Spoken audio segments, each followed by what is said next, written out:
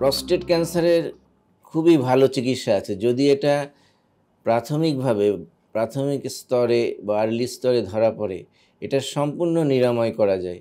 আরেকটা জিনিস আমি বলবো যে প্রস্টেট ক্যান্সার খুবই স্লোলি গ্রোয়িং ক্যান্সার, মানে একটা রোগীর প্রস্টেট ক্যান্সার যাদের ধরা পড়বে আপনারা ভেঙে পড়বেন না, কারণ চিকিৎসা দিলে প্রস্টেট ক্যান্সার রোগী 15-20 ইভেন 30 বছর পর্যন্ত বেঁচে থাকে। আমরা দেখেছি যে প্রস্টেট ক্যান্সারের জন্য রোগী মারা যায় না, অন্য অসুখে হার্টের ডিজিজ বা অন্য কোনো অসুখে মারা যায়। প্রস্টেট ক্যান্সারের খুব ভালো চিকিৎসা আছে, আমাদের দেশে আছে। প্রাথমিক স্তরে ধরতে পারলে আমরা সার্জারি করতে পারি, রেডিয়েশন দেওয়া যায়, কেমোথেরাপি আছে, হরমোনাল থেরাপি আছে, সব জাতীয় চিকিৎসা এখন আমাদের দেশে অ্যাভেলেবল রয়েছে।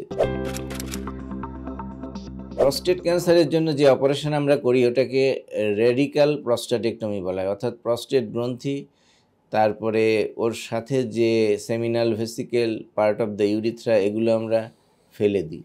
তো এটা ফেলে দিলে যে জিনিসটা হয় যে পেশাবের যে কন্ট্রোলিং যে স্ফিংটার সেটা কাছাকাছি থাকে। প্রথম কিছুদিন পেশাব কন্ট্রোল করতে অসুবিধা হয় রোগীদের, ওটা সাধারণত 3 থেকে 6 মাসের মধ্যে কন্ট্রোলে চলে আসে।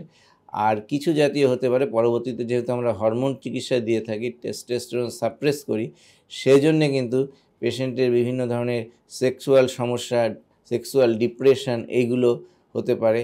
অনেকের ক্ষেত্রে বনি পেন হতে পারে, কারণ বডিতে ক্যালসিয়াম কমে যায় ওষুধগুলো দিলে। তো এই জাতীয় সমস্যা হতে পারে, কিন্তু এগুলোর চিকিৎসা আছে, প্রত্যেকটি সমস্যার সমাধান করা যায় এগুলো দিয়ে। আরেকটা চিকিৎসা হচ্ছে যে রেডিয়েশনে দিয়েও প্রস্টেট ক্যান্সারের চিকিৎসা করা যায়। যাদের ক্ষেত্রে সার্জারি করা যায় না বা যারা ইচ্ছুক না তাদের ক্ষেত্রে আমরা রেডিয়েশন দিয়ে থাকি এবং রেডিয়েশনও প্রস্টেট ক্যান্সার কিওর করতে পারে।